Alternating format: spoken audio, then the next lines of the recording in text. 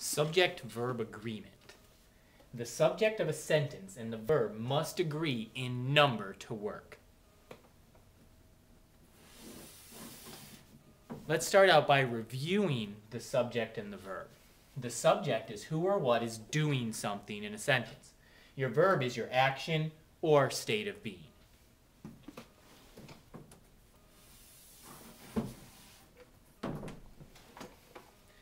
A singular subject, you add s or es to most verbs. What do I mean by a singular subject? That means that the who or what is one.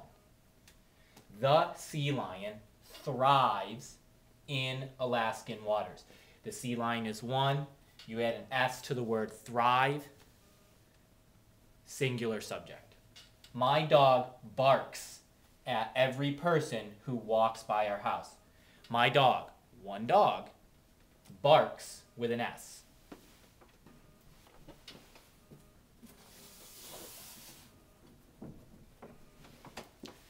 Plural subjects.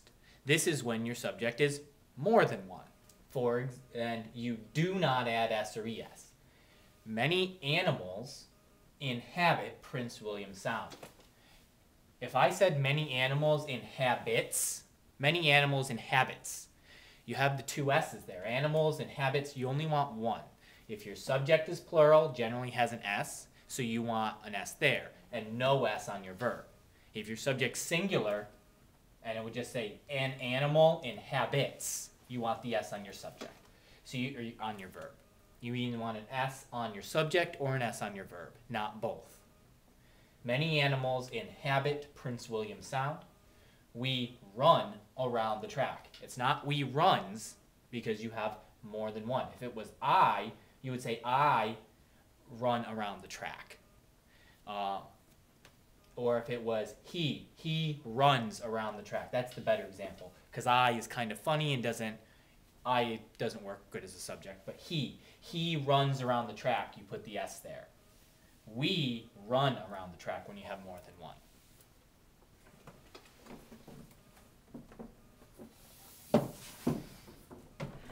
Pronoun agreement. Not only does your subject and your verb have to agree, and you have to be careful, you also have to have your pronouns agree. What does this mean? Well, you naturally kind of do this in your writing.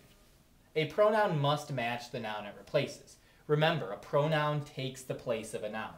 So for Jack, you wouldn't use she or they when talking about Jack. You might use he, his, or him. Everyone. You wouldn't use he for everyone because everyone means all the people. So you would say they, their, or them. Let's take a look at some examples now of how this works. Jack presented blank report to the class.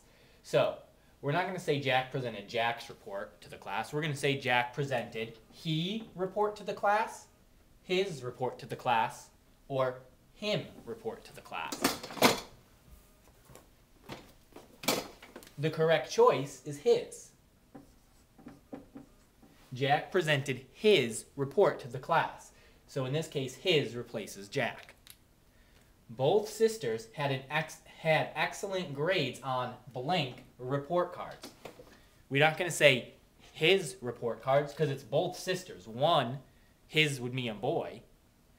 Two, his is singular, and we have two here, both sisters. So we would say both sisters had excellent grades on their report cards. That sounds good. Maybe it's there. Her report cards, both. Hers only one. She report cards. That doesn't sound. Both sisters had excellent grades on she report cards.